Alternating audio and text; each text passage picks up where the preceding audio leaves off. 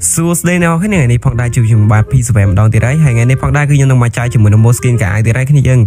ឃើញ thumbnail គឺខ្ញុំនឹងមកចែកជាមួយនឹង Moleskine កាយដោយសារតែខ្ញុំខានចែកជាមួយនឹង Moleskine កាយយូរដល់ហើយសម្រាប់ iPhone អញ្ចឹងណាហើយ Moleskine កាយនេះគឺលយខ្លាំងមែនតើគ្នាយើងអាចយកទៅលេង rank ក៏ដូចជាលេង custom លេងអីលេងបានមកគ្រប់វគ្គបណ្ដោយគឺអត់មានការ slow ឬការទេអីទេហើយក៏អត់មានការ ban អីដែរសម្រាប់ Moleskine កាយអញ្ចឹងណា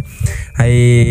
អានេះគឺយើងអាចលេងបានយើងអាចតេស្តជាមួយនឹងវគ្គផ្សេងៗឲ្យបានអញ្ចឹងណាគ្នាយើងហើយរបៀបដាក់វាក៏ងាយស្រួលដែរអត់មានអីត្រូវពិបាកទេហើយកុំឲ្យខាតពេលវេលាយូរតឥឡូវយើងចូលទៅវីដេអូបរិញ្ញាទាំងអស់គ្នាបណ្ដោយគ្នាយើងតោះគ្នាយើងមុននឹងចូលដាក់គ្នាយើងត្រូវដល់ជាមួយនឹង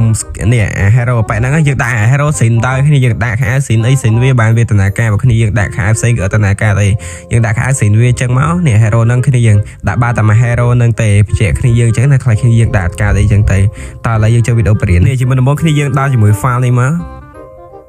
ខេចុច share វាមកគ្នាយើងនេះចុចកន្លែង share ហ្នឹងមកហើយយើងរកជាមួយនឹង Alpha សារស្រាប់គ្នាយើងដែលអត់មាន Alpha សារគ្នាយើងអាចដើរបានព្យាអានេះដាក់បានសម្រាប់តែ version 14 15 16ទេ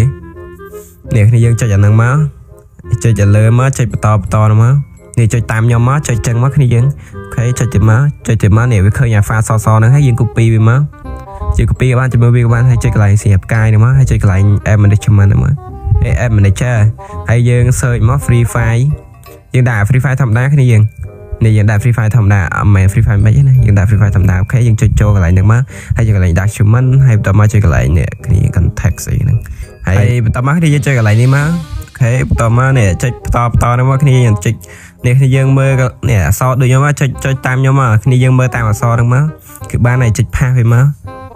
ចុច reflect ហ្នឹងមកអូខេប៉ុណ្ណឹងបានហើយឥឡូវយើងចូល game របស់គ្នាបណ្ដោយមើលថាយើងដាក់បានអត់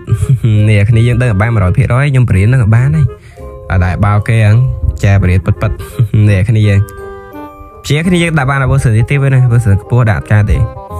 នេះគ្នាយើងអាចមើលបាននេះកោបសេរីយ៉ូនេះសម្រាប់គ្នាយើង free style free អីចឹងណាហើយគ្នាយើងកុំភ្លេចជួយ subscribe like ខ្ញុំនេះផងហើយខ្ញុំនឹងចែក Moleskine ថ្មីរហូតដល់គ្នាយើងអញ្ចឹងណាចាប់ពីថ្ងៃហ្នឹងតែខ្ញុំចេញវីដេអូរាល់ថ្ងៃគ្នាយើងកុំភ្លេចជួយ subscribe ទេភាសាមួយរយៈមុនខ្ញុំរវល់ពេកគ្នាយើងអត់បានចេញវីដេអូអញ្ចឹងណាហើយខ្ញុំសង្ឃឹមថាមួយរយៈក្រោយនេះខ្ញុំនឹងធ្វើវីដេអូឲ្យគ្នាយើងមើលបានច្រើនជាមួយនឹង Moleskine ក្អាដូចជា mode អីផ្សេងណាគ្នាយើងអរគុណសម្រាប់ការគ្រប់គ្រងអញ្ចឹងណាគ្នាយើងហើយគ្នាយើងបើធ្វើការទិញ mode បាញ់ក្បាលឬក៏ mode អីផ្សេងគ្នាយើងអាចឆាំខ្ញុំបានអញ្ចឹងណាខ្ញុំមានលក់ mode មក set ឲ្យអញ្ចឹងណាគ្នាយើងបាយគ្នាយើងជួបគ្នាវីដេអូក្រោយបាយ